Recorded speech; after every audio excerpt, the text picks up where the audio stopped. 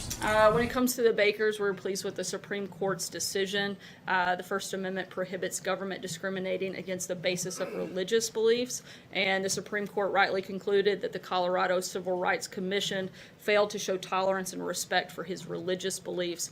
In this case and others, the Department of Justice will continue to vigorously defend the free speech and religious freedom First Amendment rights. So I guess my question is simple. So if the White House supports the Bakers' right of free speech, why doesn't the White House support the players' right to free speech? The president doesn't think that this is an issue simply of free speech. He thinks it's about respecting the men and women of our military. It's about respecting our national anthem, and it's about standing out of pride for that. Sorry, take one last question. Will he commit to a roundtable? Police-involved shootings. Will the president then, if it is about free speech and he supports these ideas, will the president commit to a roundtable with America's athletes on topics of social injustice? Certainly be happy to ask him. Steven? Has he not considered, just for clarity, is it not something that has had any discussion to this point, given all the division in this country over this topic of social injustice? Certainly we look at ways every single day to unify our country. The president has worked actively and tirelessly to be the president of all Americans. I think you can see that reflected in the policies that he's put forth. I think one of the biggest things that you've seen come out of this administration, frankly, that is far and vastly different than previous administrations, is providing economic opportunity for all Americans. And one of the greatest equalizers that we can have is to provide a level playing field, and the president has worked increasingly hard to make sure that that happens. Kevin spoke about that earlier, and he's going to continue to do that. We'll take one last question, Stephen. About police-involved shootings. Stephen. Is the president aware that this is about police-involved shootings and not about disrespecting the flag? Is the president aware of that, Sarah, please? I understand you're going to Stephen, but I'm asking, there's an underlying issue, and it just keeps going about disrespect of the flag and soldiers. There are black and brown soldiers that fight in the military as well, who feel that taking a knee, bringing attention to police-involved shootings is something that this White House should deal with. Is the president aware that taking the knee is about police-involved shootings? The president has made his position crystal clear, and that it's about. I let you rudely interrupt me and your colleague. I'm going to ask that you allow me to finish my answer. I would be happy to answer it if you would stop talking long enough to let me do that. The president has made his position crystal clear on this topic. He feels strongly that standing for our national anthem is something that we should do, something that matters to what makes our country special and unique and what sets us apart. He's not going to waver on that, and he's not going to apologize for it. And frankly, more than 70% of Americans agree with him on that matter. If you go back to what the original intent was, this has been made a political argument of which the president is not going to back down from, and he's been clear on it. Stephen, last question. April, I've addressed your question. I'm not going to continue to engage with you.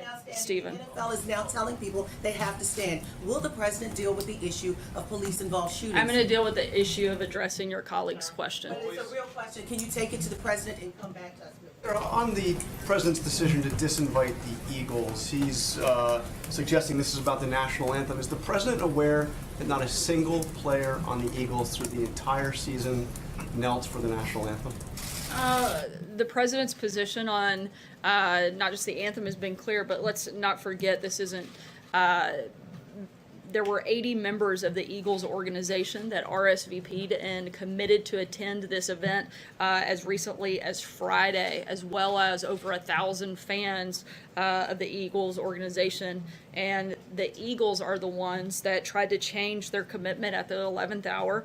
And the president, frankly, thinks that the fans deserve better than that. And therefore, we changed the ceremony to be a focus on celebrating our great country. Why is he Pamela? acting like this is about the national anthem? And is he concerned that we heard from Steph Curry and from LeBron James the suggestion that whoever wins the NBA championship, they're unlikely to be here? Is this about something more than the national anthem? Something other than the national anthem? Look, if this wasn't a political stunt by the Eagles franchise, then they wouldn't have planned to attend the event and then backed out at the last minute. And if it wasn't a political stunt, then they wouldn't have attempted to reschedule the visit when they knew that the president was going to be overseas. And if this wasn't a political stunt, they wouldn't have waited until Monday, well after 1,000 of their fans had traveled and taken time out of their schedules to offer only a tiny handful of representatives to attend the event. Cecilia? Are you saying that the president bears zero responsibility in this cancellation?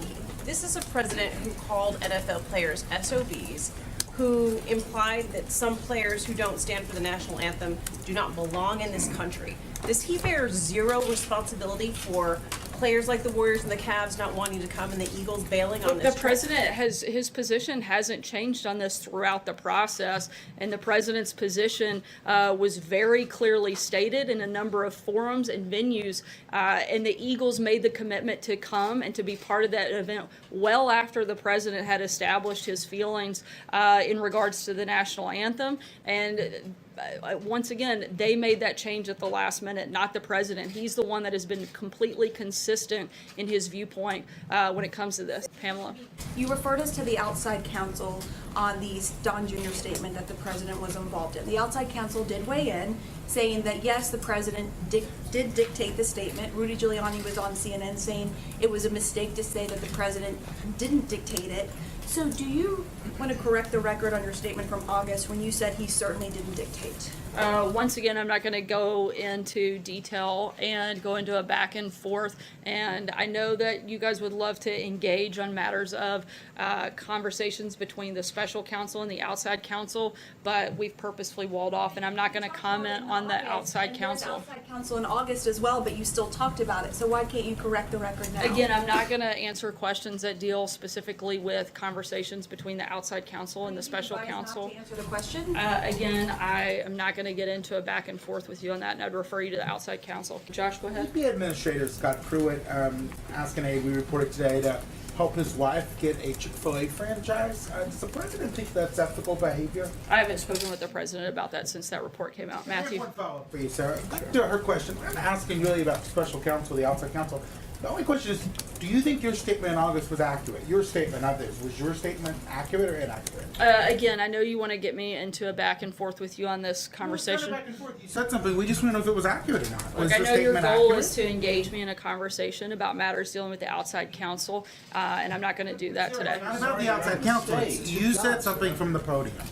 Was it accurate or not? That's all we Again, want to know. I work day in, day out, and I believe, frankly, with the majority of you here in the room, I think you all know I'm an honest person who works extremely hard to provide you with accurate information at all times. I'm going to continue to do that, but I'm not going to engage on matters that deal with the outside counsel. Andrew?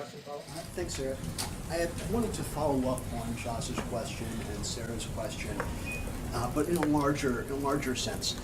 The president, whether it's on his Twitter account or otherwise, keeps saying things that are not borne out by the facts, whether it is the Eagles thing is about the national anthem, or we got $6 billion for opioids and getting rid of that scourge that's taken over our country, and the numbers are way down.